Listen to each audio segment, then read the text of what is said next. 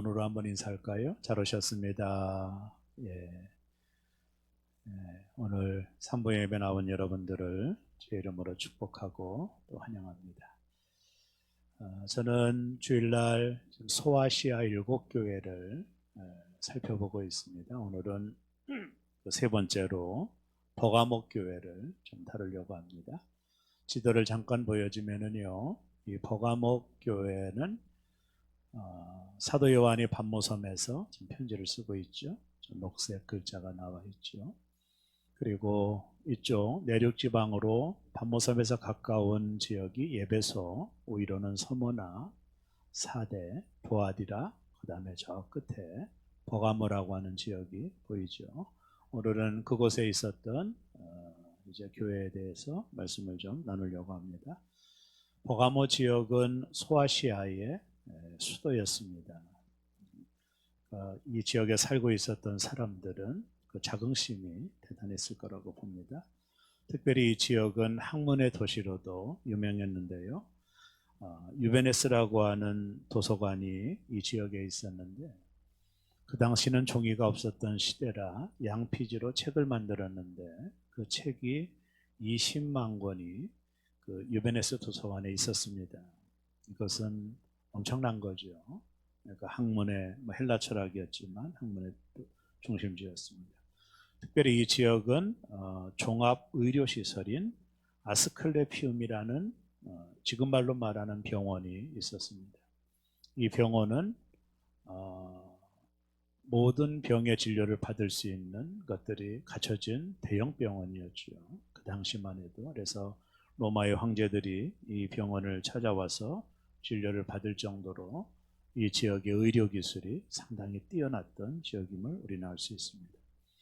이런 외적인 조건들이 보기에 참 좋은 지역이었지만, 그러나 우리가 영적으로 이 지역을 잠시 살펴보면 이 지역은 우상숭배가 아주 꽃을 피우던 지역이었습니다.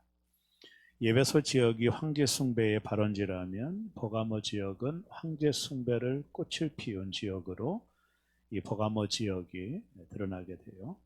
특별히 이 지역에 세 개의 황제 신상이 있었습니다. 아우구스투스, 트라이안, 세베르스라고 하는 황제 신상이 이 도시의 곳곳에 세워졌고, 사람들은 그곳에 가서 황제는 나의 주다 이렇게 고백하는 그런 신앙적인 태도가 있었죠. 그리고 이 지역은 4개의 신전이 있었는데요. 제우스, 디오니소스, 아테네, 아스클레피오스라고 하는 4개의 신전이 있었습니다. 이 신전 중에 제우스 신은 그림을 보면 엄청나게 큰 신입니다. 그 형상을 세워놓은 신이죠. 이 신들이 4개나 존재하는 아주 위협적으로 존재하는 신전들이 있었어요. 그래서 이 버가모 사람들은 이 신전에 가서 황제 신전에 가서는 황제는 나의 주입니다, 이런 신앙 고백을 하게 되고요. 또 신전에 가서는 자신들의 복을 비는 기도를 하고, 신전 안에 있는 여사제들과 음행을 하게 되는, 그게 이제 우상숭배의 결론입니다. 이런 일들이 만연된 지역이 버가모 지역입니다. 이처럼 황제숭배 사상이 꽃을 피우고 이런 아주 유명한 신전들이 산재해 있던 이 지역에 버가모 교회가 있었던 것입니다. 특별히 이 지역은 황제를 숭배하는 사상이 있었던 지역이었기에 로마 중앙정부기관이었던 로마로부터 많은 혜택을 누리게 돼요. 특별히 경제적인 혜택을 누리고, 가장 중요한 것은 이 버가모 지역의 자치권을 황제가 주었다는 것입니다. 특별히 자치권을 준다라고 하는 것은 이 지역을 감독하는 또 다스리는 총독에게 재판권을 준다라는 뜻이죠. 오직 이 지역만 유일합니다. 그래서 이 지역을 다스리는 총독이 재판을 할 수 있는 권한을 줬어요. 다른 지역은 살인이라든가 이렇게 사형의 판결을 받으려면 로마 황제한테 가서 재판을 받아야 되는데, 이 버가모 지역은 자치권을 주고 이곳에서 재판을 하여 사형 선고도 내릴 수 있는 권한을 감독에게 준 것입니다. 이것은 아주 특별한 경우죠. 그래서 오히려 그 감독이 사형 선고를 내리는 재판권이 있었기 때문에 오히려 그것을 가지고 기독교인들을 엄청난 핍박을 준 거예요. 그래서 기독교인들이 문헌에 보면 많이 이제 사형 선고를 당하여 죽게 되는 일들이 벌어지게 된 것입니다. 이런 판결권을 가진 감독에게 검의 법이라고 하는 닉네임이 붙었습니다. 검이라고 하는 것은 어떤 것을 판결하는 것이죠. 그래서 검의 법을 가진 총독이 다스리던 지역이 버가모라고 하는 지역입니다. 오늘 주님께서 이 지역에 보낸 편지 요한계시록 2장 12절 서두에 이렇게 나와 있습니다. 여러분 눈으로 한번 읽어보시죠. 버가모 교회의 사자에게 편지하라. 좌우에 날선 검을 가지신 이가 이르시되.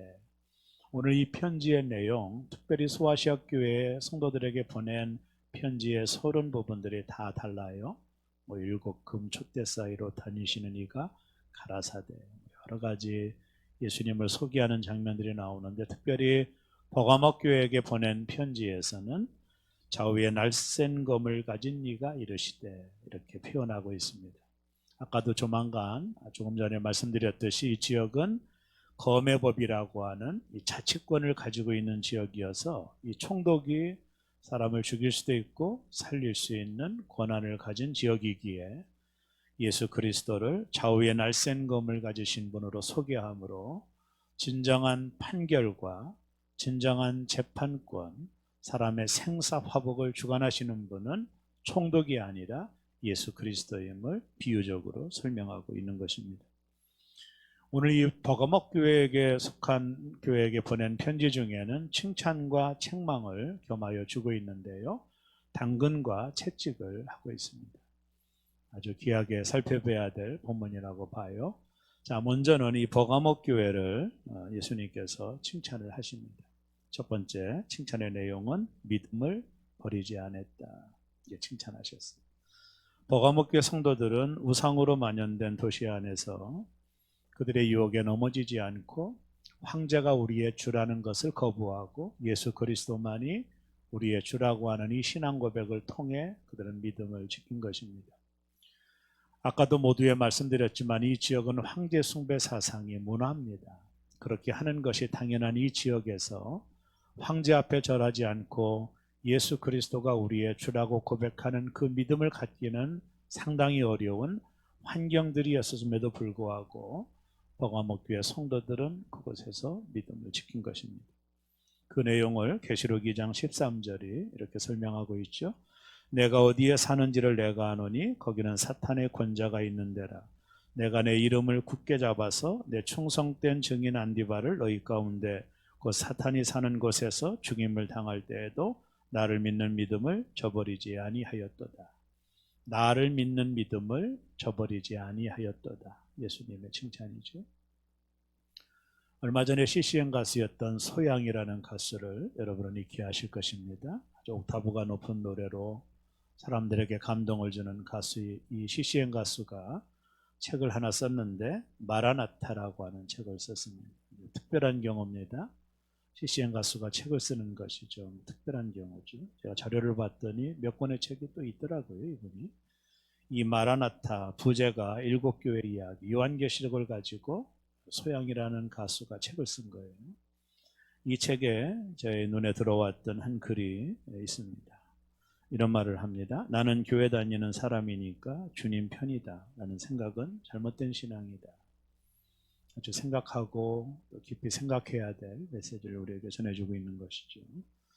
세상 속에서 믿음을 지키기가 어려운 시간들을 저와 여러분들은 보내고 있습니다. 특별히 교회를 향한 세상의 비난, 또 교회를 향한 세상이 좀 험악한 말들이 교회에게 집중되고 있는 시간들을 보내고 있습니다. 아마 버가모 교회는 오늘 우리가 당하는 현실보다는 더 심했을 것입니다. 주님은 이 버가모 성도들이 사는 환경을 이렇게 표현하고 있습니다. 거기는 사탄의 권자가 있는 곳이다. 이 표현 속에서 버가모 교회 성도들이 살던 지역이 어떤 지역이었다고요? 사탄의 권자가 있다. 뭘 의미합니까? 그 지역은 사단의 지배 아래 있는 지역이다. 그럴 만도 하죠. 황제 숭배를 하는 지역이었고 수많은 신전들 앞에서 사람들이 절을 하는 그런 지역의 특성상 영적으로 보면 자기들은 좀 도시에 살기 때문에 수도에 살기 때문에 자긍심이 있었지만 예수님은 이 지역을 사단의 권자가 있는 지역이다라고 평가를 했습니다. 사람들이 생각하는 것과 좀 다른 것이죠. 특별히 이렇게 예수님의 평가를 받았던 이유가 말 그대로 우상 숭배가 꽃을 피우던 지역이었기 때문에 예수님은 이 지역은 사단이 다스리는 곳이다라고 평가를 내리셨던 것입니다. 이런 상황 속에서 버가모 성도들은 예수님의 이름을 굳게 잡았다. 오늘 본문에 보면 그렇게 표현하고 있죠. 황제 이름이 아니라 예수님의 이름을 굳게 잡았다. 굳게 잡았다라고 하는 헬라어로 크레테이스라는 뜻은 온 몸을 다하여 예수 그리스도가 나의 주라는 것을 붙잡았다라는 거예요. 그러니까 버가모 성도들이 강력한 믿음을 가지고 있었던 겁니다. 이런 열악한 지역에서 거기에 물들지 않고 황제가 우리의 주가 아니라 예수 그리스도가 우리의 주라고 하는 신앙 고백으로 예수님을 온 몸을 다하여 붙잡았던 교회, 그것이 버가모 교회였던 것입니다. 이런 교회에 로마 정부가 그냥 둡니까? 이 교회의 감독이었던 안디바라고 하는 감독이 있었습니다. 바울 사도가 이곳에 교회를 개척하고 떠날 때 믿음의 사람 안디바를 세워 담임 목사로 세운 거예요. 지금 말로 말하면. 근데 이 안디바가 황제 앞에 절하거나 황제를 나의 주라고 고백하지 않은 이유 때문에 붙잡혀 안디바가 도미티아누스 황제 때 노쇠로 만든 황소 안에서 산채로 불에 태워져 순교를 합니다. 버가모 교회는 믿음을 지키기 위하여 순교의 피가 있었던 교회였습니다. 주님이 그 사실을 잘 알고 있었던 거죠. 감독이 없어졌고 감독이 죽었는데도 교회는 흩어지지 않고 더 믿음을 견고하게 하고 예수님을 온 몸을 다하여 붙잡은 교회, 이 버가모 교회를 향하여 예수님께서 칭찬하시는 거예요. 너희가 믿음을 버리지 않았다. 그런 열악한 환경 속에서 담임 목사가 순교하는 그런 상황 속에서도 너희가 흩어지지 않고 믿음을 잘 붙잡았구나. 이렇게 주님이 칭찬하고 계시는 것입니다. 버가모 지역은 말 그대로 황제 숭배 사상과 신전 앞에 절하는 것이 이들의 문화였습니다. 쉽게 말하면 이들은 신전 앞에서 절을 하고 그곳에 있는 여사제들과 음행함으로 우상 숭배가 마무리되는 그런 지역이었. 이게 그들의 문화였습니다. 이런 지역에서 그들은 예수 그리스도만이 우리의 주라고 고백했기에 수많은 핍박과 환난이 그들에게 있었지만 버가모 교회는 끝까지 믿음을 붙잡았던 교회로 주님의 칭찬을 받은 것입니다. 오늘 우리가 살아가는 이 세상의 한복판에, 이 세상의 문화 속에, 풍조 속에 저희 교회도 있는 것이죠. 이 모현동의 문화 속에 있는 거죠. 우리가 필요한 것은 어떤 상황 속에서 있더라도, 어떤 환경이 우리를 유혹한다 할지라도 우리 귀한 성도님들이 끝까지 믿음을 온몸을 다하여 지키는 교회, 믿음만은 절대로 양보할 수 없는 교회, 그것이 주님 앞에 칭찬받는 교회이기에 우리 새로운 교회가 온몸을 다하여 예수 그리스도가 나의 주라고 고백하는 믿음이 흔들리지 않는 새로운 교회 저와 여러분 되시기를 주의 이름으로 축원합니다. 이제 이런 칭찬을 했던 주님이 이제 책망을 하십니다. 둘째는요, 발람의 교훈을 지켰다라고 책망을 했습니다. 하나님의 커뮤니케이션이 참 위대하죠. 칭찬하고 그 다음에 책망하십니다. 이 교회가 믿음을 지킨 뛰어난 교회이긴 하지만 하나님께서 책망을 하셨어요. 참 하나님은 참 위대하시죠. 처음부터 혼내지 않고 칭찬하고 혼내시죠. 어떤 책에 보니 이런 하나님의 커뮤니케이션을 본받아야 된다고 부모님들이 애들을 다룰 때 이런 얘기도 합니다. 자, 발람의 교훈을 너희가 지켰다. 이게 아주 신중하게 바라봐야 될 문제라고 봐요. 자, 우리 한번 2장 14절을 눈으로 한번 읽어보세요. 그러나 내게 두어 가지 책망할 것이 있나니 거기 내게 발람의 교훈을 지키는 자들이 있도다. 발람이 발락을 가리켜 이스라엘 자손 앞에 걸림돌을 놓아 우상의 제물을 먹게 하였고 또 행음하게 하였느니라. 버가목 교회는 대의명분 앞에는 믿음을 지켰어요. 잘 들어보세요. 예배는 열심히 나오고 주가 나의 예수 그리스도가 나의 주라고 하는 신앙 고백을 철저하게 지킨 교회. 그러니까 외부적으로 다가오는 유혹을 넘어선 교회. 황제가 우리의 주가 아니라 예수 그리스도가 우리의 주라는 신앙 고백을 통해 대의명분을 가지고 믿음을 지킨 교회. 그러나 내부적으로 이 교회의 멤버십에 좀 문제가 있었다라는 거예요. 오늘 예수님이 지적한 것은 발람의 교훈을 따르는 자들이 있다, 이렇게 지적을 했습니다. 이 말씀의 내용을 잠깐 설명하면 우리가 민수기를 좀 봐야 되는데요. 이스라엘 민족이 애굽을 탈출하여 홍해를 건너 가나안 땅에 들어가죠. 가나안 땅을 들어갔던 이스라엘 민족이 이제 광야로 들어간 거죠. 가나안 땅을 가기 위해서. 얼마 가다가 이스라엘 민족이 모압이라고 하는 민족을 만납니다. 가나안 땅을 가는 길에. 근데 모압의 왕이 누구냐면 발락이라는 왕입니다. 근데 이 모압 왕이 자료를 내가 좀 많은 사전들을 좀 보니까 아주 대단한 왕이에요. 업적도 대단하고 통솔력도 대단했던 왕으로 표현되더라고요. 근데 이 발락이라는 왕이 가만히 보니까 지금 이스라엘 민족이 홍해를 건너 자기들이 사는 지역을 지나가고 있는데, 발락 왕이 어떤 걱정을 했느냐 하면, 저 이스라엘 민족이 홍해를 건넜대. 아니 어떻게 홍해를 건너 바다를 가로질러 지금 여기까지 오고 있대. 이게 발락이 이 내용을 들은 거죠. 그러고 나서 발락이 걱정이 된 거예요. 저들이 믿는 하나님이 저들을 도와주면 우리 모압 민족은 죽겠구나. 이런 걱정을 발락이 하게 된 겁니다. 왕으로서 걱정이 안 되겠어요. 그것을 지나가야 되는데 이스라엘 민족이 혹시 전쟁이라도 보면 자기 민족은 멸망당할 위험, 특별히 이스라엘 민족 때문이 아니라 저들이 믿는 하나님이 겁이 났던 거죠. 그래서 발락 왕이 수를 씁니다. 어떤 수를 쓰느냐 하면 그 모압 지방에서 멀리 떨어져 있었던 그 당시 주술사가 있었어요. 지금 말로 말하면 아주 용한 무당입니다. 이 무당의 이름이 발람입니다. 이름은 좀 비슷하죠. 끼리끼리인 것 같아요. 그래서 이 발람에게 엄청난 물질을 보내요. 쉽게 말하면 정말로 큰 물질로 뇌물을 줍니다.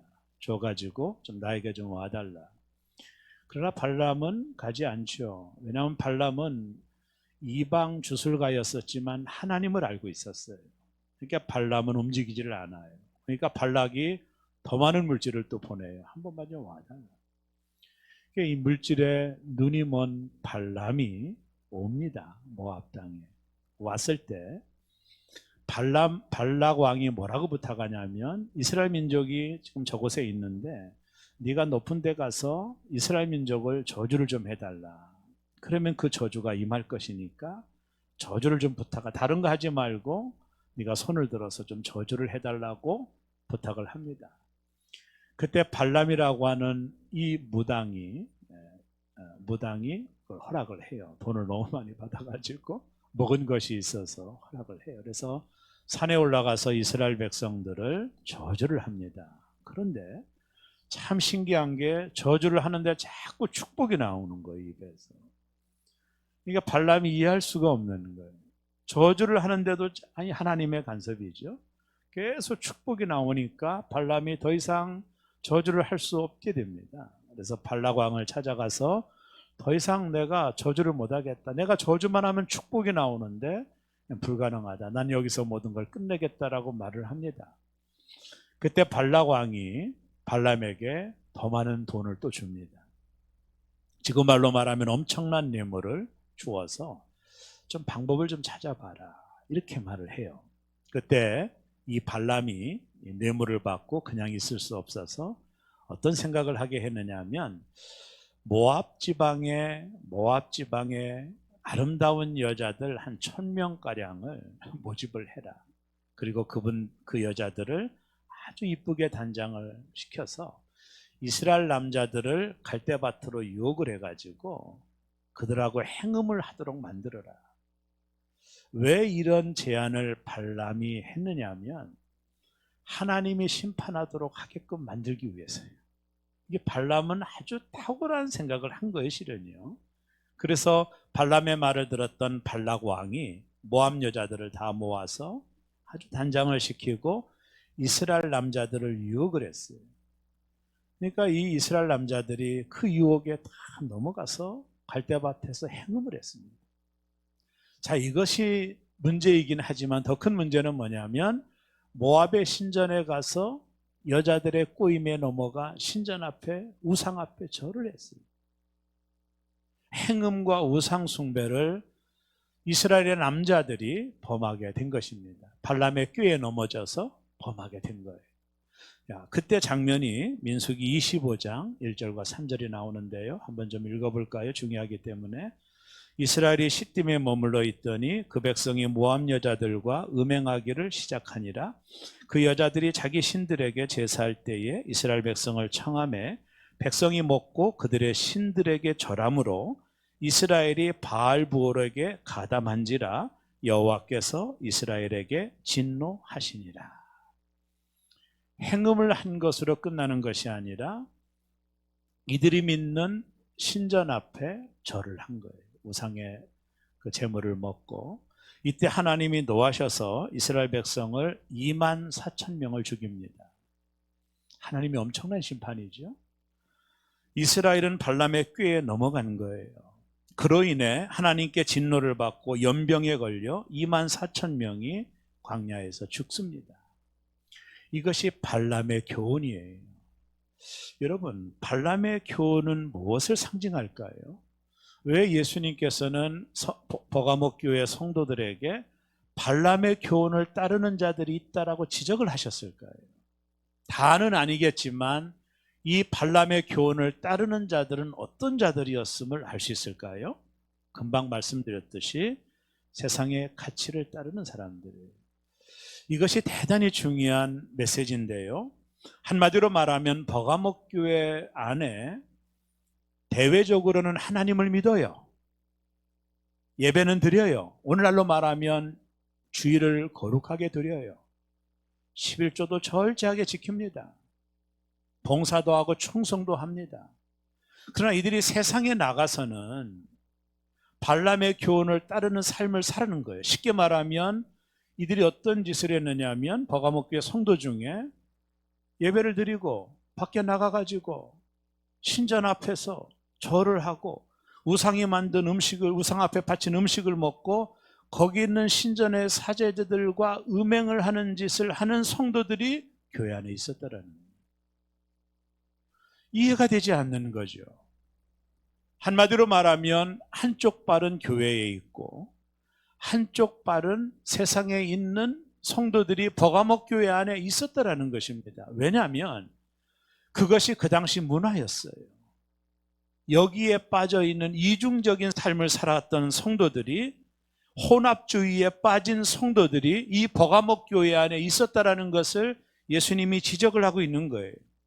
외적인 핍박은 잘 견뎠지만 내적인 부패를 막지 못한 교회, 더 이상 교회됨이 존재하지 않는 교회, 세상에서 이방 신전에서 함께 어우려 제사를 드리고 음식을 함께한 식탁에서 먹고 심지어 성적 음행을 행했던 신자들이 버가목 교회 안에 여전히 상존하고 있었다라는 것을 주님이 지적하고 있는 거예요.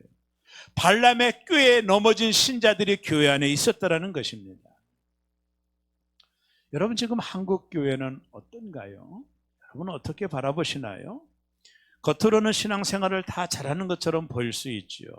그죠? 다 잘할 수 있는 것처럼 보여요. 그러나 교회가 내부적으로 좀 더 들어가 보면 교회 안에 있는 많은 성도들 가운데 이 세속적인 가치관을 따라가고 발람이 가르쳤던 이 교훈을 쫓아가는 성도들이 교회의 멤버십 가운데 있을 수도 있다는 거예요.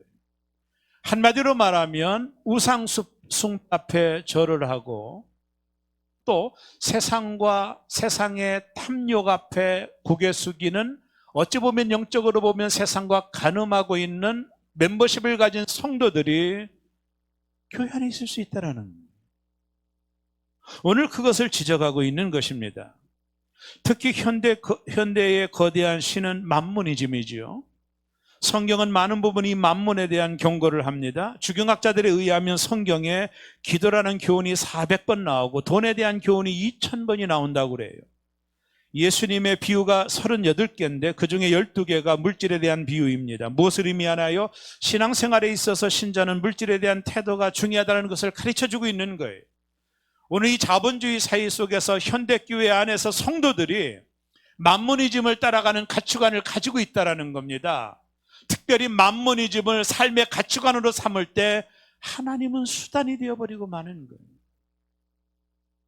우리가 물질을 추구하는 삶의 가치관으로 집중할 때 하나님은 내가 물질을 잘 벌게 만드는 서포터를 하는 수단에 불과한 겁니다. 하나님을 믿는 신앙이 주요한 신앙의 고백이 아니라 복음이 아니라 내가 부자가 되기 위하여 하나님은 나를 도와줘야 되는 수단 정도로 하나님을 여기는 것이 만모니즘의 아주 치명적인 것입니다. 여러분 현대교회가 얼마나 많은 여기에 빠져 있나요? 하나님을 수단화합니다. 내가 부자가 되기 위하여 하나님을 이용하는 이 만모니즘의 신앙관들이 교회 안에 들어와 있는 것, 버가목 교회가 그런 실태를 가지고 있는 것입니다. 여러분 예수님은 하나님과 재물을 함께 섬기지 못한다라고 말씀하시므로 물질을 하나님과 대등할 정도의 권세를 가진 인격체를 취급하고 있는 것은 물질의 위험성 때문에 그렇게 하고 있는 거예요. 제가 존경하는 존 메가더 존경하는 리차드 포스터라는 분이 있어요.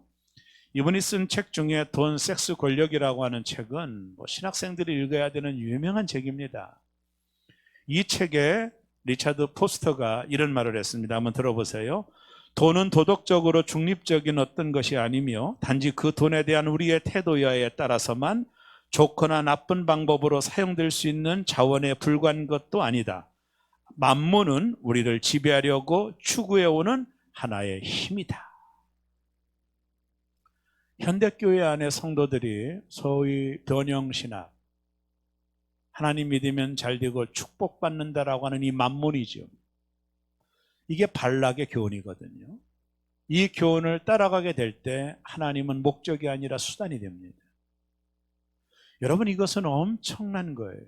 이 버가목 교회 안에 성도들 가운데 만모니즘을 따라가는 자들이 있었다라는 거예요. 한쪽 발은 교회에 있고 한쪽 발은 세상의 가치를 따라가는 자들이 교회 안에 있는 것을 예수님께서 책망하신 거예요. 자, 이것도 버가목 교회의 책망이지만 더 문제는 세 번째 책망입니다. 니골라당의 교훈을 지켰다라는 거예요. 버가목 교회 성도들 중에 니골라당의 교훈을 따르는 무리가 있었다고 주님은 책망합니다. 자, 2장 15절을 봐요. 이와 같이 내게도 니골라당의 교훈을 지키는 자들이 있도다. 주님께서 버가목 성도들에게 교인 중에 니골라당의 교훈을 따르는 자들이 있다고 책망했던 이유가 뭘까요? 여러분, 니골라당이 누굽니까? 소위 영지주의의 영향을 받은 무율법주의자들입니다. 이들은 이렇게 주장합니다. 영과 육은 다르다. 우리가 구원받은 것은 영이지 육이 아니다. 그래서 이제 구원받았기 때문에 마음대로 살아야 된다라는 무율법주의자들의 주장을 강조하고 있는 사람들이에요. 이들의 삶은 그러므로 인하여 엄청난 세속화 속에 있는 거죠. 우리가 구원받은 것은 영이지, 이 영지주의의 영향입니다. 육체는 아무것도 아니다. 육체는 썩어질 것이기 때문에 영이 구원받은 것이지 육체는 마음대로 살아야 된다라고 하는 이 니골라당의 주장을 받아들이고 그렇게 신앙생활을 하는 사람이 버가목 교회 멤버십 가운데 있었다라고 주님이 책망을 하는 것입니다. 자, 이들의 삶이 어떨까요? 소위 요즘 말로 말하면 구원파와 같은 주장을 하는 것이죠. 이들의 삶이 어떻습니까? 이들의 가르침을 따르는 사람들이 교회 안에서 어떤 삶을 가졌을까요? 주일날 교회는 옵니다. 열심히 예배드리고 신앙생활을 합니다. 하나님을 주라고 고백도 합니다. 그러나 이들의 교회를 떠난 이들의 세상의 삶은 세상 사람들과 전혀 다르지 않은 삶을 가지고 살아가는 거예요. 한마디로 말하면 버가목 교회는 세상과 교회의 경계선이 완전히 무너진 교회였어요. 세상 같은 교회, 이것이 버가목 교회였습니다. 여러분 요즘 한국 교회를 한번 진단해 보십시오. 여러분, 한국 교회 안에도 얼마나 많이 이 니골라당과 같은 교훈들이 들어와 있나요? 우리가 교회에서 신앙생활 하는 것은 좋아요. 예수님을 열심히 믿는 것도 좋지만 우리가 세상에 나가서 살다 보면 술집에도 가야 되고 바이어를 만나야 되니까 세상과 적당히 타협하지 않으면 살 수도 없고 세상의 가치관을 따라 살아가는 것이죠. 이것이 현대교회가 가지고 있는 문제가 아닐까요? 오늘날 교회 안에서 우리는 하나님의 거룩성을 잃어버리고 세상의 풍조들이 들어와 세속화된 교회의 모습을 보고 있는 것은 아닐까요? 여러분, 한국교회의 문제가 여기 있는 것은 아닐까요? 저는 엄청나게 이 말씀을 다루면서 엄청난 두려움을 갖게 됐습니다. 세상에서는 적당히 타협할 수 있다. 세상이 다 그런 것이 아니냐. 자꾸 합리화하며 세상의 잘못된 문화와 풍습들을 따라가는 교회. 그러나 교회에 와서는 여전히 신자인 것처럼 살지만 교회를 떠나서 세상 속에 살아가는 삶은 세상의 가치관과 세상의 이론을 따라가는 성도들이 있었던 교회가 버가모 교회라고 주님이 책망하고 있다면 오늘 한국 교회는 주님의 책망을 안 받을 자신이 있느냐고 묻고 있는 것이죠. 고린도후서 6장 14절에 보면 너희는 믿지 않는 자와 멍에를 함께 매지 말고 멜라 의와 불법이 어찌 함께하며 빛과 어둠이 어찌 사귈 수 있겠느냐. 믿지 않는 자들과 멍에를 함께 매지 말라. 어찌 너희가 그들과 사귈 수 있겠느냐. 빛과 어둠이 어떻게 공존할 수 있겠느냐. 야고보 사도가 야고보서 4장 4절에 이렇게 말합니다. 가늠한 여인들아, 세상과 벗된 것이 하나님과 원수됨을 알지 못하느냐. 그런즉 누구든지 세상과 벗이 되고자 하는 자는 스스로 하나님과 원수되는 것이니라. 세상을 사랑하는 것, 세상과 벗된 것은 세상과 가늠하는 것이니 발람 시대에 이방 사제들과 음행을 저진 거와 뭐가 다르다는 거예요.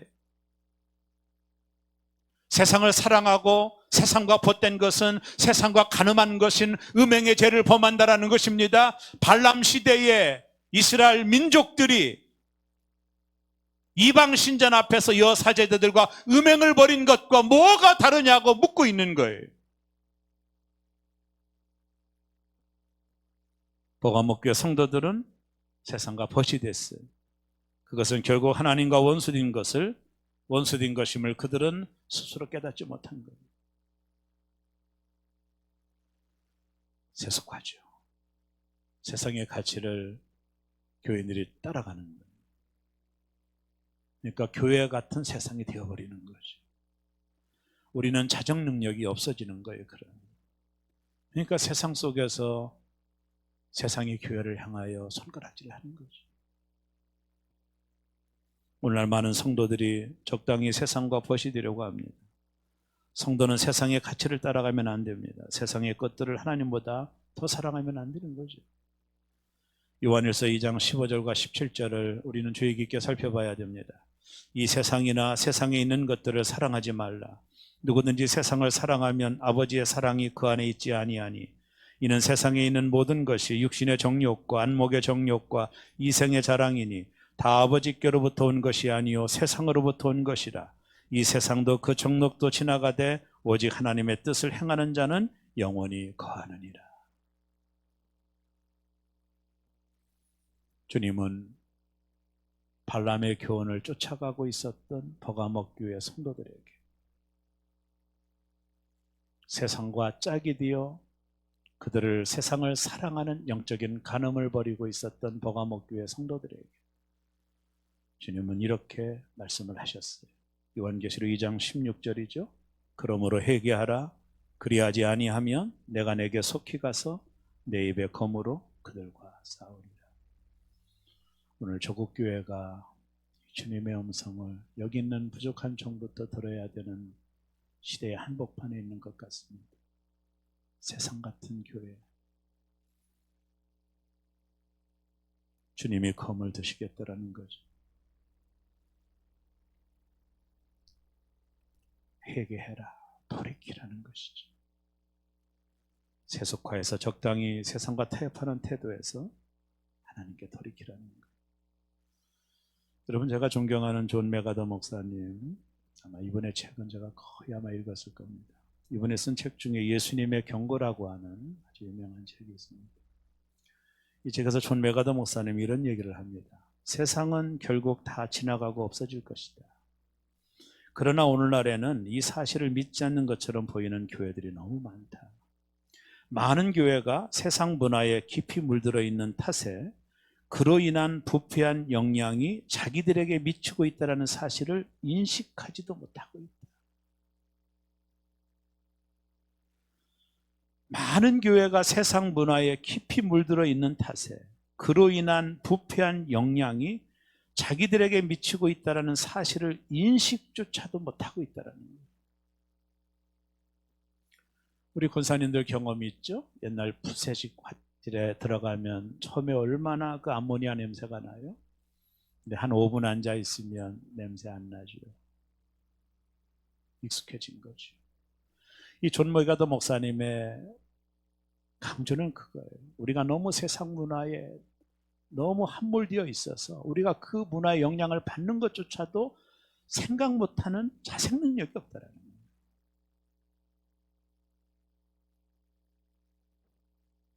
오늘 한국교회는 어떨까요? 왜 이렇게 세상 속에서 비난을 받을까요?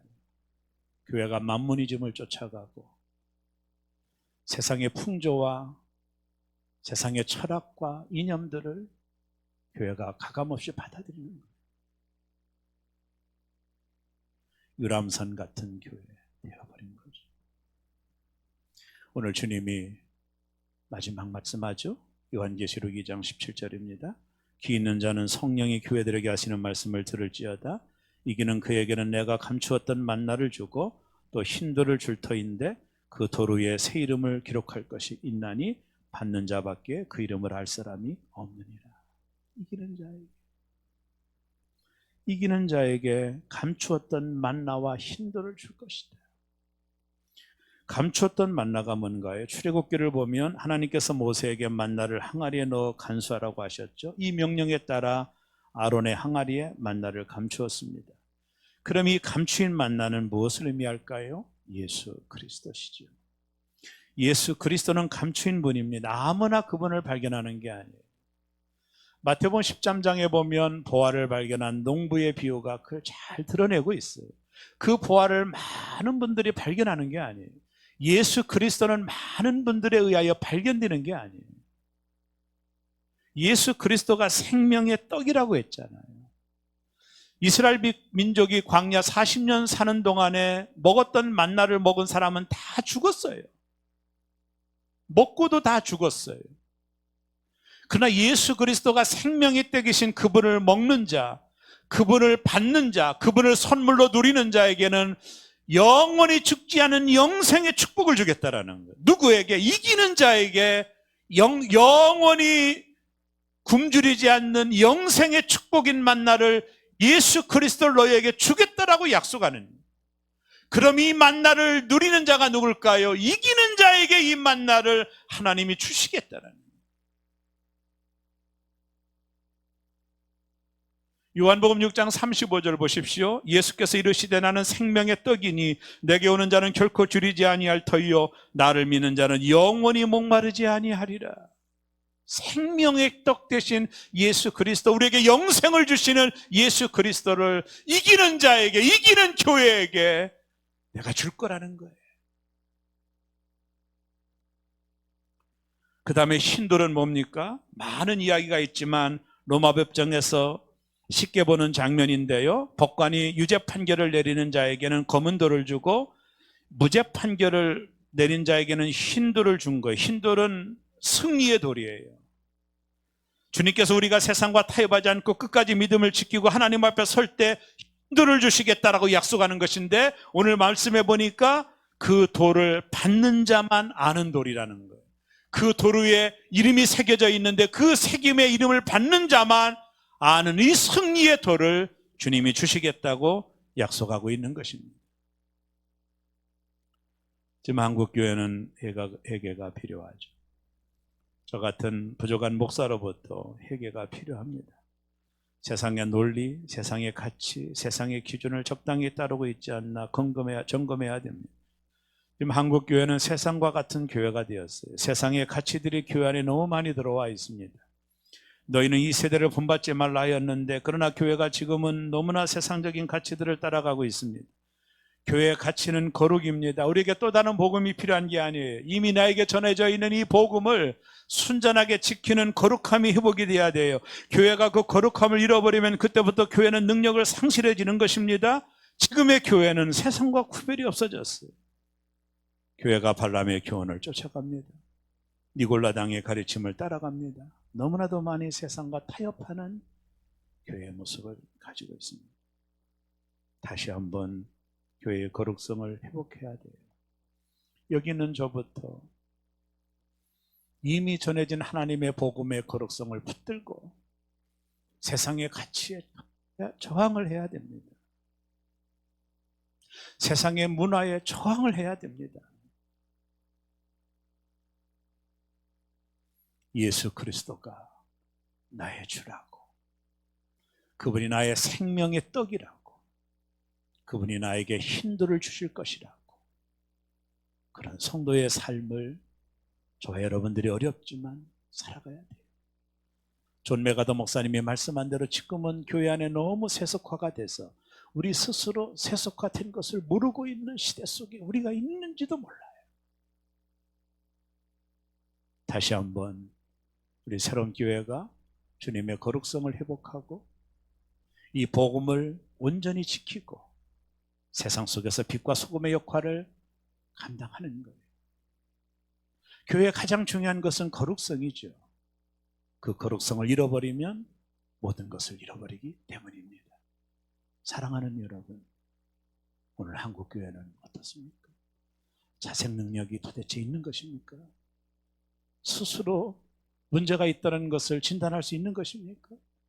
얼마나 교회 안에 소위 만모니즘, 돈을 숭배하는 사람들이 얼마나 많은지 몰라요. 그 돈을 벌기 위하여 하나님을 수단으로 이용합니다.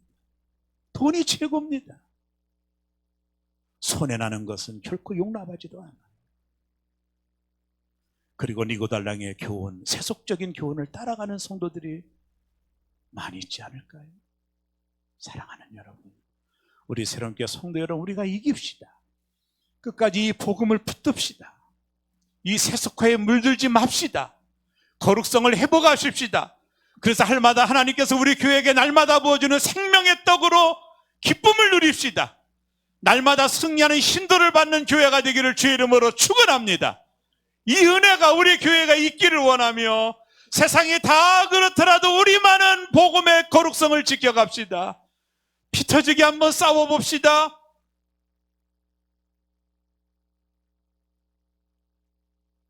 교회 안에 서 있는 번영신학, 잘 먹고 잘 사는 것이 목적이 되어 있는 교회의 잘못된 신앙관들, 그러므로 인하여 하나님을 수단하고 그분을 이용하고 있는 이 버가목 교회의 문제는 혹여 저와 여러분의 문제일 수도 있다라는 것이죠. 사랑하는 여러분, 생명의 떡을 먹을 때까지, 주님이 내 이름을 기록한 흰돌을 주실 때까지 이 거룩성을 지키고 세상과 적당히 타협하지 마시고 이 복음을 순수하게 지키고 믿음을 지키어 주님 앞에 서는 날 우리 모두 부끄러움이 없기를 저와 여러분 되시기를 주 이름으로 축원합니다. 기도하겠습니다.